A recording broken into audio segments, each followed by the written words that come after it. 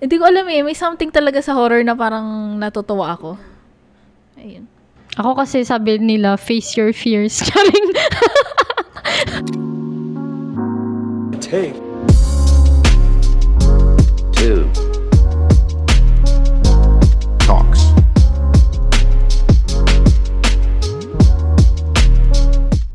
Hi, this is Julia. And Kyra. And this is Take Two Talks. Ayun. So, this is the second episode of our season 2 Yes. sa aming Take Two Talks. And then, we have our guest dito sa episode na to. Ito ang aking classmate noong senior high. Siya rin nag-impluwensya sa akin na maging filmmaker. Kaya siya yung sinisisi ko talaga sa aking buhay ngayon. We have Miss Jenny Magalona from Usapang Podcast. Hi! Charot. Hello po, I'm Jenny Magalona. So, sabi nga ni Kyra, classmate niya ako nung senior high sa UE Caloocan. So, friends kami guys. Hindi kami nagpaplastikan. Ayun lang. Di ba may podcast kang Usapang with Jelena, isa rin naming classmate yung senior high. Nasaan si Jelena ngayon? Si Jelena ay busy. Hindi kami usually nagpo-produce kasi talaga ng episode. Like as in yung Usapang very random na podcast lang siya. Parang magpo-produce lang kami ng episode kapag trip lang talaga namin. Kaya sobrang inconsistent nung posting namin. And kapag nagkikita kami doon, doon lang kami nakakapag-usap. And yung usapang from the name itself, usapan ng kung ano-ano lang. About saan lang talaga siya. Kung ano lang maisipan namin. So, ayun. Ayun, sweet lang. Sweet lang, sweet Ayun. girl. Oo. Tapos, di ba na-mention ko nga dun sa introduction ko sa'yo na ikaw yung nag-influence sa akin or nagsabi sa akin tungkol sa filmmaking. So, saan ba nagsimula para sa'yo yung pagmamahal mo sa filmmaking? Actually, hindi ko alam na na-influence kita. Hindi ko talaga alam paano nangyari. Hindi ko alam paano nangyari yon. Tapos, nag-start siya. Actually, na-influence lang ako ng kuya ko eh. Parang nag-shoot sila ng short film nila sa bahay namin noon. Kung kilala niyo yung Black Cookies Production. So, nag-shoot sila ng short film nila. Project din nila yun sa UE noon. Tapos parang sabi ko lang, ang interesting lang ng idea. Kasi, ang dami nilang ginagawa, may mga camera sila, parang ang cool tignan. Hanggang sa, nag-start ako mag-video sa mga pinsan ko, pinag-acting ko sila, tapos ako yung mag-edit, tapos, doon na nahilig yung ko, tapos, akala ko noon, pag nag-take ako ng home arts, mag-film lang yung magiging focus ko, so, yun yung tinake ko nung college. Kaso, iba pala yung curriculum natin nun sa UE. Kaya nag-transfer ako sa FEU para mas i-pursue pa yung filmmaking. Ayun, graduate ako ng film sa FEU. Yes, congrats! Graduate! Charot! Graduate na siya. Nung iniisip namin, ano kayang pwede nating pag-usapan dito sa episode natin na to? Ano bang hilig ni Jenny na film? Type of films. Film. Tapos sabi ni Jenny, mahilig daw siya sa horror. Parang, actually, hindi ko in-expect yun na mahilig mo siya sa horror. Kasi, makikita mo, mahilig ka. May vlog din kasi si Jenny na parang, and then yung Instagram niya is all about, parang makikita mo ang peaceful Oo, shinare niya din sa akin yung Instagram ang peaceful ng mga picture na parang, travel. Little women. Oo, Ganun yung vibes. Oo, tapos bigla sabi ni Jenny, mahilig ako sa horror. Ay! So, yun. Totoo. Oo, tapos ano bang nagdo-draw sa'yo ng ano ba yung draw sa'yo ng horror? Actually, wala talaga akong specific genre na hilig panoorin. Like, kahit anong genre ng film, pinapanood ko. Parang kung anong matripan kong panonoorin ko siya. Kaya ko lang nabanggit yung horror kasi recently, yun talaga yung madalas kong panoorin. Naka-influence sa akin nun, kung okay lang banggitin, is yung boyfriend ko. Sobrang hilig niya talaga sa Ay, bawal. horror film. Sobrang hilig niya as in, like, tipong kilala niya lahat ng mga killer sa mga horror film, classic na horror film, kabisado niya. Lahat ng franchise ng Conjuring, napanood niya, kabisado niya yung storya. Parang, nung nag-start niyang i-introduce sa akin yun, parang nahilig din ako. So, marami akong mga napanood na horror film na hindi ko talaga alam before. So, ayun, yung huling napanood kong film, horror din siya. Yung Tarot. So, ayun. Kaya nahihilig ako sa horror film lately. Ako din, hindi ko rin alam kung saan nagmula yun. Kasi ayoko rin talaga manood ng mga horror film. Lalo na mag-isa lang. Oo. Laging kailangan may kasamang mga kaibigan. Totoo. Kasi never akong ganun. Pero recently din, parang, parang na-enjoy ko mag-isa? yung film. Oo, na-enjoy. Yung First Omen nga, ikakabanggit Ay, oo ko lang nga sa'yo. pala. Ako lang mag-isa noon. Parang, ang ganda ng First Omen. Parang, Hindi ko tsaka kaya manood mag-isa. Ayun. Parang nung college pa lang ako, ang tingin ko na agad sa horror is parang isa sa mga pinakamahirap na i-produce na type of film. Parang ganun. O genre ng pelikula. Kasi sabi nila mahirap magpatawa, di ba? So mahirap din mag-create ng comedy films.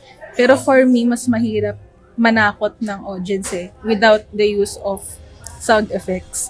Parang sabi ko nga nung Cheap jump nanonood scares, ako, ganun. nung nanonood ako ng Tarot last time, naka-speaker kami, tapos nasira yung speaker. So, ang gamit na lang namin yung laptop. Tapos, ang daming lumabas na multo doon sa film. Tapos, sabi ko, kung naka-speaker tayo, siguro kanina pa ako nagulat.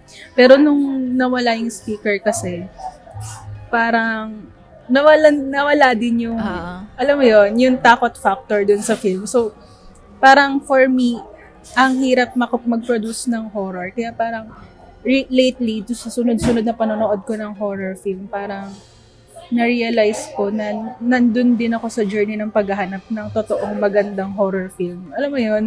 Parang, doon sa mga napapanood ko, parang, ano ba talaga yung maganda for me?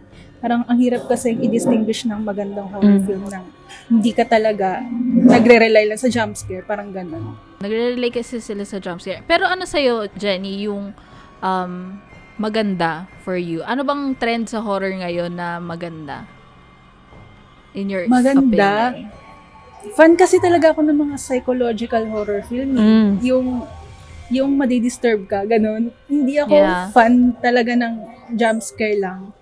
Parang matatakot ako, oo, kasi yung sa mga sound effects. Pero, iba pa rin for me yung psychological horror films na tipong pag pinanood mo siya, may yung parang kikilabutan ka, yung parang iisipin mo siya ng matagal. So, yun yung mga nahihilig ko lately. Yun for me, yun yung good horror film. Iba pa rin kasi, di ba, yung iba-iba pa rin tayo ng kumbaga perspective or kung ano yung maganda talagang horror film. Oh, saglit lang dyan. Go lang. Ko lang yung laptop. Go lang. Kasi 'di ba pag yung horror is atmospheric pa lang, yung atmosphere pa lang is Malaking effect. malaki ng effect nun and mas nagsistay yun sa isip mo, sa parang Kasi feeling siya uneasiness hindi talaga eh. Oo. Hindi siya parang like yung sound effect or jump scare. Pag atmosphere yun nga sabi mo. Ma-feel mo siya throughout the entire movie. Tsaka kasi di pa pag jump scare, parang magugulat ka tapos biglang tatawa ka, parang hindi naman nakakatawa, hindi naman nakakatawa. Matatawa ka kasi nagulat ka. Oo, ganun lang. Ayan, magulat naman. Tapos biglang, pero pag atmosphere talaga yung minsan, nakalimutan ko yun. The Witch yata yun. Yung atmosphere ng The Witch na kahit yung rustling lang ng trees, parang ang normal lang niya. Pero nag-a-add yun sa atmosphere and then parang nag-a-add yun sa parang sinister feeling ng buong movie. Sinister vibes. So, ayun. I-share ko lang yung sa parang yung The Purge. Kasi kung papanoorin siya ng iba, ang pangit niya, di ba? Parang yung nila, initial na tingin nila sa The Purge, parang story-wise, hindi talaga siya maganda. For me, hindi talaga siya maganda. Pero, yung effect niya, yung takot na binigay niya sa akin nung pinanood ko siya, iba. like for example, every time na maririnig ko pa lang yung tunog, yung sirena nung sa The Purge, grabe, as in parang di ko alam, PTSD ata yung binigay sa akin na parang pag naririnig ko siya, naaano ako, natatakot ako. So, another film na nagpatakot sa akin is The Ring. Parang ever since bata ako, hindi na nawala yung takot ko sa The Ring. Tapos yung The Grudge. Most The Grudge likely, ako. Japanese horror films. Tapos, hindi ko alam kung anong horror film siya, pero Japanese horror film din siya, na ang scene niya lang is may babaeng nakatayo sa gilid, sa shadow niya. Walang sound effect, walang kahit anong anything, pero nakatayo lang siya doon. Pero pag pinapanood mo siya, parang siguro mga 5 minutes lang siya nandun. Tapos as in slow mo siya naglalakad, papalapit doon sa main character. Baliw! Matatakot ka! Matatakot ka talaga sa kanya. Matatakot din ako. Description pa lang ni Jenny. Ganun klaseng horror film yung hinahanap ko. Yung tipong wala kang maririnig, wala kang ano, pero pag pinapanood mo siya, mararamdaman mo yung takot. So, ayun, parang nang amazing lang. Yan yung hinahanap ko lately sa mga horror film. So, kung yun yung mga gusto mo sa horror films, ano naman yung mga ayaw mo, yung mga pet peeves mo sa horror? Ala, pet peeves. Hindi ko alam, feel ko ako lang, ay, hindi lang ako to, pero yung mga talagang dumb characters na mabubuo lang talaga yung storya, magkakaroon lang ng horror or ganap na ganun kapag ka may isang character na syunga-syung ang magdesisyon. Parang ganun. So, ayoko ng mga ganun. Parang pag automatic may ganung klaseng ganap dun or sequence dun sa film, dun sa horror film, parang nawawalan agad ako ng gana panoorin. Kasi Diba? parang alam ko na agad yung mangyayari. Ano ba yun? Yung movie na, recent movie lang din, The Strangers yata yun. Napanood mo na ba yun? Remake ba yun? Ayoko, ang pangit. Charot. ang harsh ko mag-comment, no? Pero, ang dami kasing nagsasabi na parang ang bobo nga daw ng character doon. Na parang, As in, yung decisions nga, katulad nga na sinabi ni Jenny, na parang, pampadagdag lang, pampafiller Para may lang. mangyayari. Para may mangyayari lang. Ganun yung nangyayari doon. Kaya si feel ko kaya lang din talaga siya nag-boom ngayon or sumikat ngayon. Kasi nga, di ba, may sinundan siyang classic horror film din na yun din yung title niya, The Strangers din. So, parang di ko alam kung remake lang yung ngayon or kasunod nung Or sequel? Ano siya, parang remake din, parang sobrang parehas lang din daw ng nangyari nung Strangers yung unang ano. Ginawa lang ng part 1. Ewan ko, tas yung next Pero ano, same lang. same lang din daw eh. Ang dami kasi nag-remake din na hindi naman kailangan. Totoo. Pero may ano, yung kaka-mention ko nga lang din, may mga remake Na, din. okay Or naman, may mga oo. sequel or prequel na magaganda. Parang nakakagulat kasi 'di ba, usually hindi naman maganda yung prequel or sequel na lalo na sinundan nila is classic or parang maganda daw. Katulad nung sa First Omen, nga 'di pala. ba? Yung prequel siya noong nakalimutan ko na 70s yata o 60s movie na 'yon. Na parang re-night off ko siya nung una kasi parang, prequel, pangit yan, gano'n. Tapos, nung pinanood ko na, wow, ang ganda. Parang, rin siya, film debut din, parang gano'n. Tama ba? Film debut din ng director Director. yon. Na parang, nakakagulat talaga. Kung may chance kayo panoorin niyo. The Omen. The First Omen, sorry. Oo. The First Omen. Tapos, yung unang, movie is The Omen lang. Okay, sige. Meron bang subgenre sa horror na hindi mo gusto or hindi mo gets? Like, let's say, thriller. Kasi di ba sabi mo na parang ayaw mo ng mga jump scare. Oo. Kasi lalo na siguro noon yung mga slashers mas sila, mga panggugulat kaya Nadadala siya sa Hindi ganun. naman totally ayaw. Parang, parang tawag dito, hindi ko lang na-appreciate yung horror film pag puro jump scare lang siya. Kasi parang nawawala yung totoong factor ng takot for me kapag puro jump scare lang. Pero actually, slasher films, okay din sa akin eh. Parang pinapanood ko din siya lately. Lalo yung Terrifier. Ang ano, Ayun, sasabihin Ang ko brutal, pa di ba? lang. Yung Terrifier. Ay, hindi ko ang na brutal, di ba? Ang brutal. Actually, hindi ko, ako naman, hindi ko kaya talaga. Yung mga gory, katulad nung Saw or yung Terrifier, hindi ko talaga kaya. Pag Lalo na mag-isa? Hindi, Or as in, in ever. general? In Okay. general talaga. Hindi ko talaga kaya. Like, nangihina ako. Parang mahihimatay ako sa mga ganun. Yung mga gory, yung pag-brutal. Hannibal? Yung Hannibal, na-mention ko na yun sa podcast dati, yung Hannibal na TV show. Maganda siya, like, ang ganda ng pagkakagawa, ang ganda ng technical, cinematography, etc. And then, magaling din yung mga actors, etc. Pero sobrang brutal niya, Oo. na hindi ko na kayang panoorin ever. Nagka-nightmare siya as in before. And yung mama niya na nagsabi sa kanya na wag niya na panoorin. Huwag ko na kasi panoorin yan! Ganun. So, ayun, hindi na ako tumuloy talaga. So, baka magustuhan Siguro mo. yung... Ay, hindi. Check ko, sige. Pero yung, hindi ko good kasi luck. alam kung anong tawag sa anong klaseng subgenre yung ng horror yung babanggitin ko. Pero, meron kasi mga horror film na di ba may mga found footage na horror film? Meron kasi mga klase ng found footage horror film na para na siyang totoo. Parang, sabi ko nga, kaya kong manood ng mga slasher films na mga gore. Pero may mga type kasi ng horror film, lalo pinopromote pa sa TikTok, yung tipong as in, hindi na talaga, hindi na makatao. Pero pinoproduce pa din siya. For example, yung second film ng Human Centipede. Tawag dito, meron pang hindi ko kasi kabisado. Yung mga Parang disturbing Siberian films film talaga. ata yun.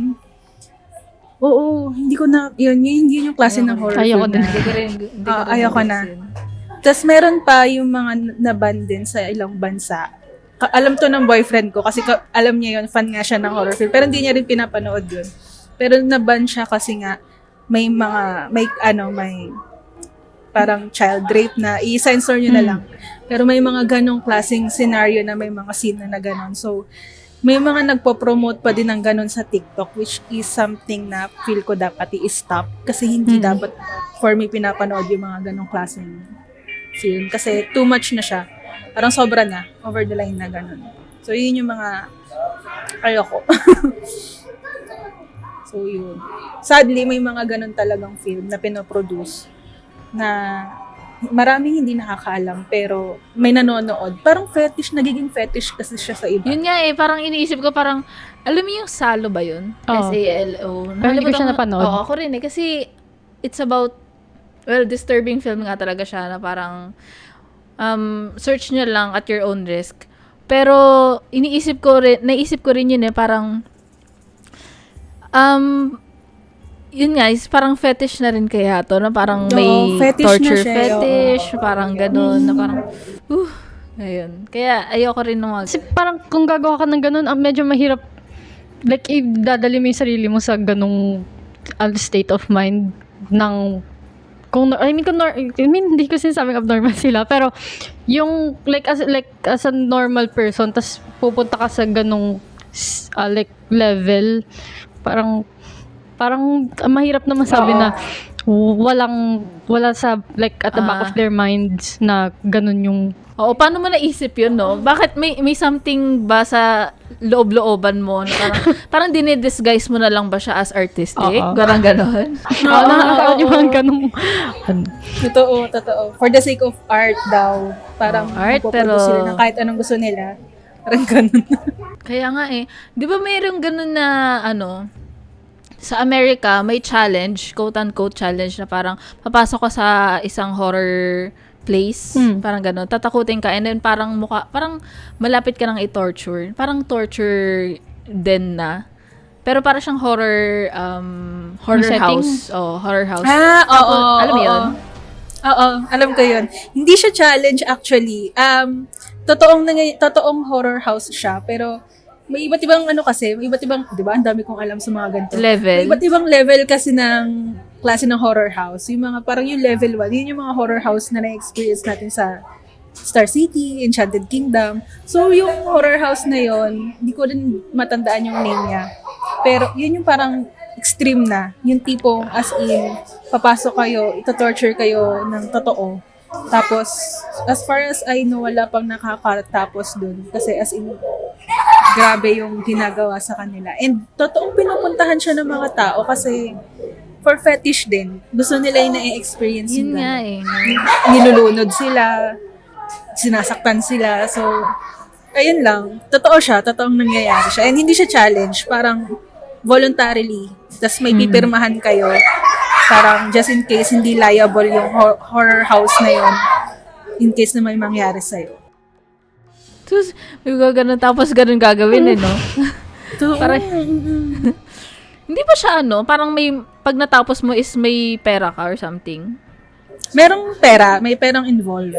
Pero, ayun nga, as far as I know, wala pa nakakatapos. Kasi nga, too much. And magigets ko Too if much na siya. yung nila is yung pera, motivation. Pero pagka gusto mo lang talaga, mahirap. May gumawa na kasi atan documentary about doon. Yung sa haunted house na yan. Wow. I-check out ko ba o hindi? parang mahirap na. Ayoko. Wag na. Hindi ko nga alam kung dapat isama pa yun sa podcast nyo eh. Pre-nomote. So, meron bang current horror trend na you hope na mawala na soon? Like, let's say, nauuso yung parang vibes ng A Quiet Place eh. Yung parang isolated sila tapos konti lang. And mostly tahimik lang yung film all throughout. May nauso kasi siya ngayon like Bird Box, mga ganun type of films. Meron ka bang ganun na parang you're getting tired of it? Wala naman.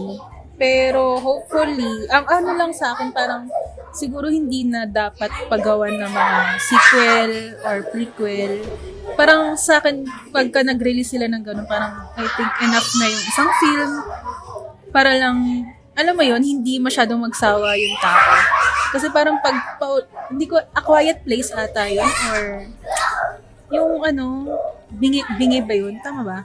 Oo. Sorry, ang dami na nga kasi nila, hindi ko na matandaan. Parang may bingi na matanda. Tapos parang ilang film na rin yung nirelease nila na gano'n. Hindi siya Yung matanda. sinubukan nilang magnakaw dun sa house nung matanda. Yung Breathe? Don't Breathe. Ilan parts Ano na siya? yun? Blind, di ba? Bulag, oo. Oo, ay blind ba? Sorry. Oo, Oo. blind. Tapos nakakarinig lang siya. Oo. Sorry, baliktad. Tapos danakawan nila dapat yung bahay. Kaso di nila alam yun? parang killer Oo something. nga, ilan na ba yun? Matanda, Isa lang alam ko. Ay, alam ko nagkaroon siya ng part 2. Oo, tapos yun yung parang for me, pagka nilalagyan kasi nila ng kasunod, parang Nawala yung nakakasawa. takot Oo. sa una. Kasi ay, may part 2 pa. Parang alam mo na i-expect mo na ay may bulag or di sila pwede magsalita. Parang alam mo yun, katulad ng A Quiet Place, i-expect mo na di sila pwede mag-ingay, ganyan. Kasi may mangyayari. So, nawawala na yung excitement, parang gano'n, para panoorin mo siya. Yun lang for me. Ikaw, meron ka ba?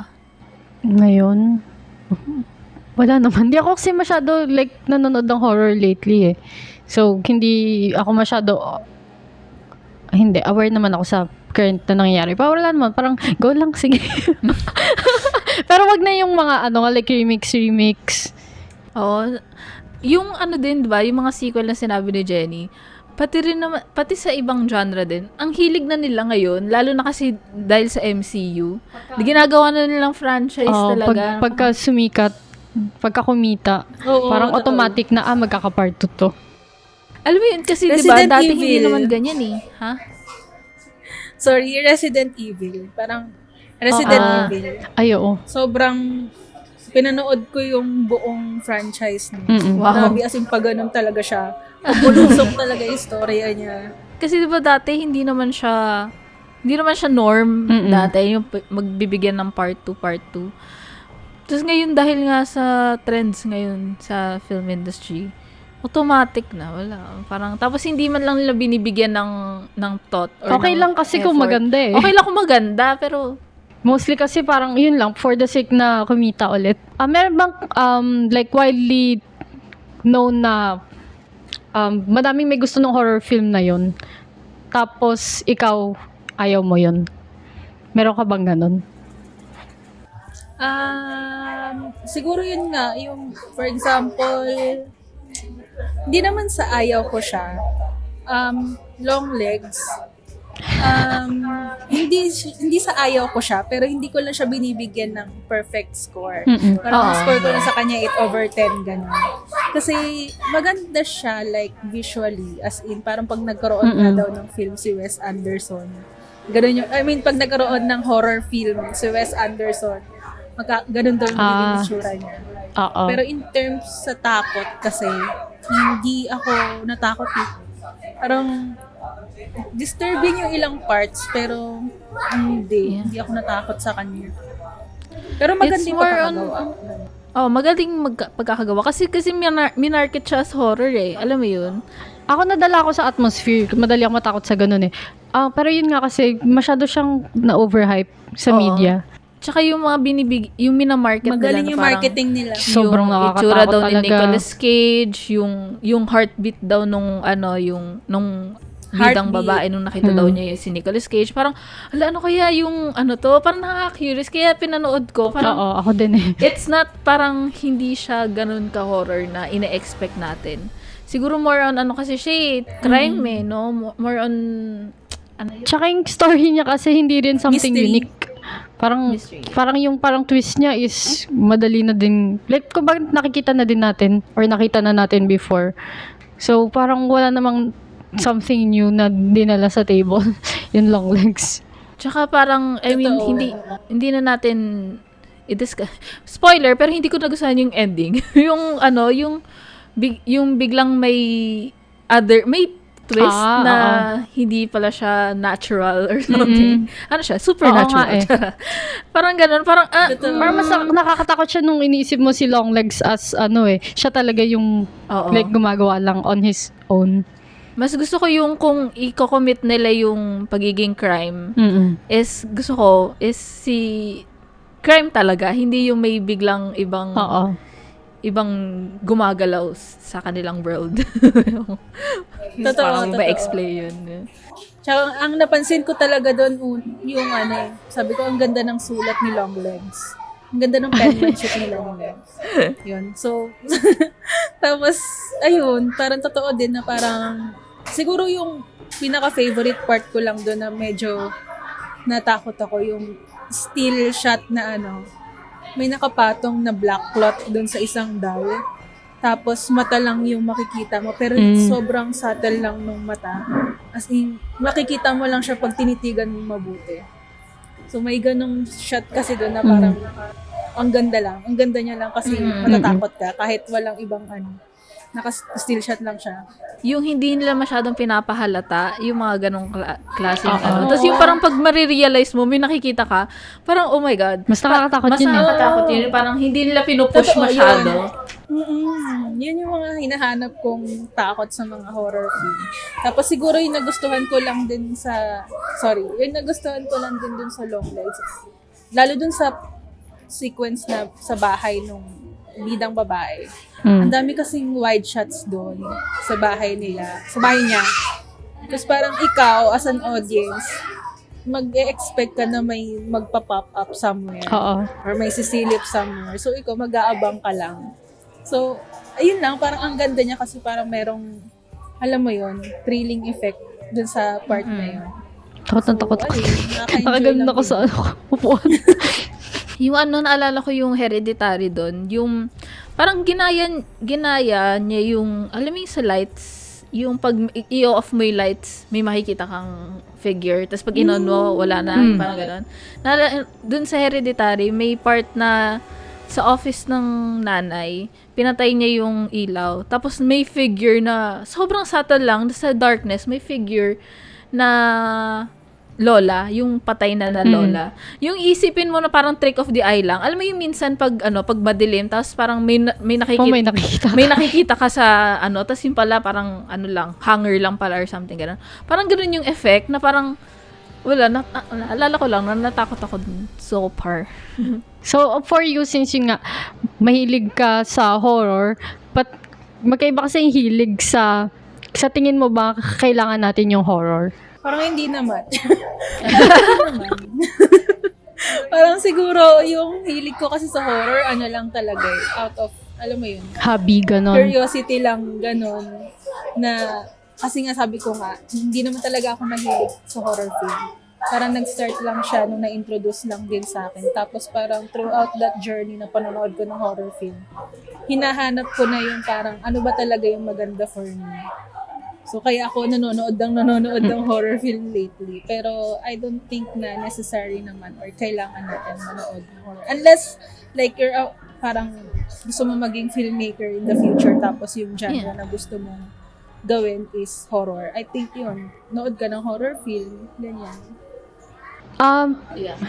In terms of filmmaking naman, kasi sa horror madaming like experimental na ginagawa, like experimental shots, ganon.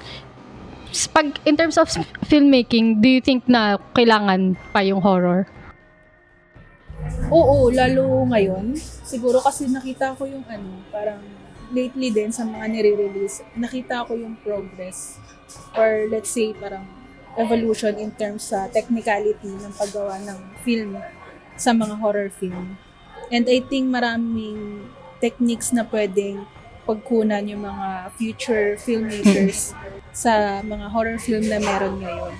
Like sabi ko nga, ang dami kasing gusto kong horror film na like psychological horror film. Like for example, Midsommar.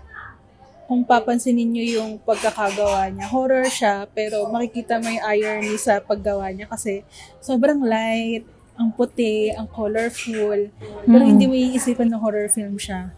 Tapos, Get Out, di ba? Parang akala mo love story lang. Kaya tapos biglang may something na pala sa dulo. So, di ba? Ang daming techniques yung pwede mong kunin. Like, pag technicality-wise, pwede mong gawin sa mga horror films, sa ibang genre, na pwede mong apply sa ibang genre. So, yeah. I think, pwede siya. Kailangan siya. Tsaka yun, di ba yung recent trend din na yung psychological horrors. Na parang, it talks about, lalo na yung grief. Kunyari sa Midsommar, yung grief ng pagkawala ng buong pamilya niya and how she deals with it, and then yung psychology, yung parang yung kulto, parang siguro pwede ring warning yun, di ba? Parang and then yung sa what's that? Yung kakasabi ko lang, yung Hereditary, yung grief din ng isang nanay ng pagkawala ng ng anak, etc. Maraming yun, horror deals with a lot of madalas kasi may deaths sa sa horror, kumbaga hindi yun nga, ako man na nakikita na may deaths, yung mga ganong sort of topics. Kasi syempre parang sa kaganon sila nakafocus eh. Tsaka yung din, bukod nga doon, yung sa sinabi ni Jenny, yung sa technicals. Kasi even before nga, like yung techniques na meron na tayo ngayon, most of them, kumbaga sa horror din siya, unang, like, sa horror unang nagsimula. Like yung sa, alam ko, meron yung kay yung sa Psycho, yung like kay, tips si Hitchcock, madami siyang nasimulang and mostly horror yung dinidil niya. Now, we're going to talk about kung bakit ba in recent years, or maybe kung ever since, sa Oscars, matagal na talaga na hindi dino-nominate ang horror film. Parang hindi siya nare-recognize. Hindi siya nare-recognize. Ano sa tingin mo nun? Or do you think they are being snubbed? Parang justified ba yung pagiging pagsasnub dito? O parang ano yun? Sinabi ko. For example, kasi like yung performance sa Hereditary, si Toni Collette or si Lupita sa Us, yung mga ganon type. Sa pa lang yun, acting pa lang. So, syempre madami pang ibang departments na nasa snub din sila, or snub or hindi. Ano sa'yo? Ano sa tingin mo? Actually, hindi kasi, ang hirap kasi magbigay ng opinion pagdating sa ganun. Kasi, sabi ko nga, lahat ng genre halos pinapanood ko din. And I think ang dami kasi talagang pwedeng kumalaban. Like in terms, kumbaga parang other genre versus horror pa yung nangyayari kung iaano niyo yung dating ng tanong sa akin eh. So, parang I think it's okay if ever na hindi man sila, I think parang unfair kung hindi man lang, kahit nomination man lang wala. Lalo sa mga recent na, yun nga, lumalabas na horror film. Pero kasi, for me, ito lang naman kasi ako nahilig sa horror film. And parang this year, medyo napansin, this year ko lang din medyo napansin na nag-i-improve yung horror film, like compare sa mga previous years. So, I think, okay lang din naman kahit hindi sila manalo. Kasi compare with other genre, compare with other film, ang dami talaga kasi mas deserving kung titignan natin or kung panonoorin natin. Pero siguro sa mga future, I think deserve rin naman nila na makakuha kahit man lang nomination. Kasi nga, lately, medyo gumaganda na rin yung quality ng mga horror films na lumalabas. Parang lately lang, parang ganun. So, I think, and hindi ko kasi masabi kung yung Parasite ba, horror ba siya, or thriller. So, hindi ko masabi. Pero, I think, yung idea na yun, parang enough naman na para masabi natin na na-recognize pa rin yung genre ng horror pagdating sa mga award-giving bodies na gano'n. Yeah, it's getting recognized naman. Like in terms of like publicly recognized. Pero kasi siguro maraming nagsasabi na ba dahil matatanda na yung mga what's that? Yung mga award yung academy members matatanda na, hindi na mahilig sa horror. Parang ganun yung mga sinasabi nila. Pero ano kasi, ano daw kasi, like since nung first launch ng Oscars, like 1929, ever since nun, 6 lang na horror films yung na-nominate for Best Picture. So, kaya madaming nagsasabi na, yun nga, sobrang unrecognized yung horror. Kasi 6 lang, like, so, isipin mo ilang taon. Ilang taon na simula nun, magwa 100 years. Ay, joke lang. Tama. I cannot math. Kasi 1929 eh. No, magwa 100 years Huwag mo na. tanongin sa math. Com daw siya, com. Yan. Tama ata. Oo. Kumbaga magwa 100 years na, until now, 6 horror films lang na nominate for Best Picture. And yung last was in 2018 pa. Ano Yung Get Out. Pati yung yung hindi na Deserve. nominate. Hindi na nominate yung yung recent niya. Yung Nope, wala. Nope. Ayun nga, ang dami nagsasabi na kahit sa cinematography or VFX, ganon. Walang recognition. Sa bagay, oo. Pero kasi 'di ba like yung drama, yung comedy may sariling like 'di ba comedy in a supporting role in a comedy. Kumbaga may sarili silang categories in comedy and drama. Ay, dalawa lang naman pala. Comedy and drama. Comedy and drama lang pala. Hindi kasi yung comedy/musical, di ba? Ay, sa bagay. Bakit ganun? Bakit may /musical? Hindi naman lahat ng musical ay comedy. Ewan ko dun. Bakit? Ewan ko. Nakakamot ulo nga talaga. Parang I think yung mga nabanggit nyo kanina, parang I think isa yun sa mga reason bakit parang reliable na masyado gawing reliable yung mga award-giving bodies lately. I know, siguro sa perspective ng mga filmmakers or directors, malaking accomplishment siya. Pero parang kung hindi kasi natin masabi kung ano talaga nangyayari, like ano yung criteria nila. And sabi nyo nga, ako kasi personally hindi talaga ako, ano tawag dito, nakasunod doon sa mga nananalo. Hindi ako nakaabang, hindi ako nakaabang sa mga nananalo. Parang ang hypocrite as mahilig sa film. Pero I think hindi kasi ako masyadong nagre-rely sa mga ganun para masabi ko na nanalo siyang best film. So I think for me, yung perspective ko dapat maging best film din siya. Para sa akin, ang sabihin kong maganda siya. Parang subjective kasi yung perspective natin para masabi natin na maganda yung isang pelikula. And ganun din yung tingin ko sa horror. So, kung magre-rely sila na dahil hindi lang sila madalas na nominate sa mga ganong klaseng awards, sa mga award-giving bodies or dahil lang hindi sila nananalo, I hope hindi mawala sa sarili nila na masabi nilang maganda yung napoproduce nilang pelikula. So, ayun lang. Nabanggit nyo rin naman, wala kasi category ng horror films or sa mga horror or hindi nanonominate. Yung tingin nyo magaganda or magagaling na actors and actresses. So, I hope hindi maging basis yung mga award shows na yun para masabi nyo na maganda or hindi talaga maganda yung isang pelikula. Yeah. Ano lang naman siya, parang recognition lang talaga, na parang a pat on the back, parang ganun. Good job, parang ganun. Pero, hindi sana nga, na tuloy-tuloy pa rin yung, yung passion nila in making horror movies, di ba? Mahirap i-convince yung mga tao na manood tayo ng horror. Sinasabi kasi lagi, gusto mo lang, tatakutin mo lang sarili mo, parang ganun, di ba? Pero papanoodin pa rin naman nila. Parang, what do you think makes them parang seek out horror? Parang kahit na matatakot lang sila.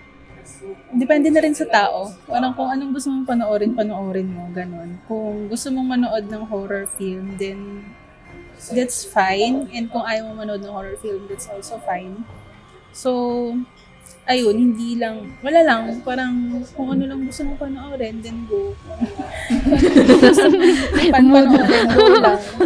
Kung ayaw mong matakot, huwag ka manood ng horror. Parang gusto mong, ayun, ewan ko, hindi ko alam kasi iba-iba nga kasi talaga tayo ng perception pagdating sa pelikula. Hindi lang talaga ako mapilit na tao. Charot. Ako kasi, kaya ako nakakanood ng horror. Kasi gusto ko yung kahit noon pa, yung sa mga manonood pa ako ng Disney Channel, alam mo yung mga spooky, pag Halloween na, tapos biglang may mga spooky films na pinapalabas sa Disney Channel, kaya Halloween Town, o kaya pag yung Kapuso Mo Jessica Soho, kaya Rated K, may mga na dyan, yung mga nakakatakot na special na yan. Ewan ko, parang natutuwa ako na parang something magical. Ewan ko, may kakaiba talaga pag tuwing Halloween, pag mga horror movies. Tapos recently, parang nadidiscover ko ulit yun sa sarili ko na parang natutuwa ako na parang, oh my God, nakakatakot. Parang, uy, ang galing na parang ganon. Parang, may parang nakukuha nila yung, parang kumakabog na yung puso ko. Ewan ko. Ang amazing kasi pag nakaka-evoke ng fear sa'yo, ganon. Ayun. Hindi ko alam may something talaga sa horror na parang natutuwa ako. Ako kasi sabi nila, face your fears. Charing. Hindi, ako kasi, ako talaga as in matatakotin ako simula bata. Kasi lagi ako tinatakot nila kuya, nila mama. Kaya nadala ko siya. Pero, may something sa horror na hinahanap ko siya na, kahit alam ko matatakot ako, sige, papanoodin ito, saglit lang naman, 1 oras lang. Pero gusto ko din yung feeling na natatakot kasi ako. Hindi ko siya ma-explain, pero gusto ko na yung feeling na nakakatakot. Di ba pati yung mga May exciting, nga. May, something exciting. Na parang, pati nanonood na rin ako or nakikinig ako ng mga horror podcast, o yung mga No Sleep Reddit, yung mga ganon, yung parang natutuwa ako sa mga ganon, parang, nakakatakot. Parang kinikilig ako na parang nakakatakot. Siguro kasi nagkaroon lang din ng parang, hindi ko alam kung stereotype ba yung tawag sa ganun na parang pag kayo ng mga friends mo, di ba gusto mo mag-get together kayo, tapos gusto nyo ng something na maging exciting lang ba yung get together nyo? Manonood kayo horror film agad yung nasa isip nyo. Hindi kayo manonood ng comedy, hindi kayo manonood ng romance. Nakakatakot. Panonoorin nyo agad horror film kasi gusto nyo magtakotan kayo. So parang may something lang about horror film na related pagdating sa mga ganong klaseng moments sa buhay natin. Moments, yes. Hashtag moments. Moments. May gusto ko ba i-promote or? Yes. Any last words? Last words. Very Halloween. Hindi, lang. Siguro yung podcast ko lang din na usapang available lang din siya sa Spotify. So, doon lang siya available. And wag sila mag-expect na laging may upload kasi sobrang inconsistent talaga. Pero, I think interesting naman yung mga topic na dinidiscuss namin doon. So, ayun lang. Thank you guys. Kung may more recommend kayong horror film, lalo mag-Halloween na, ayan, comment lang kayo. Yun. Speaking of Halloween films, so, di ba, I know sinabi namin bi-weekly yung episodes. Pero kasi, sakto kasi yung Halloween for next week na after this episode na mag-air. So, actually, yung Halloween special namin will drop na rin by October 31. So, yun lang naman, special episode lang, kaya siya may interrupt yung bi-weekly. Inconsistent din kami. So, ayun. So, ayun. Thank you, Jenny, for joining us for Thank you. today. Again, ano ba? Ayun, check out her podcast din. Andun kami, may guesting din kami sa kanya. Again, this is Julia. And Kyra. And this is Take Two Talks.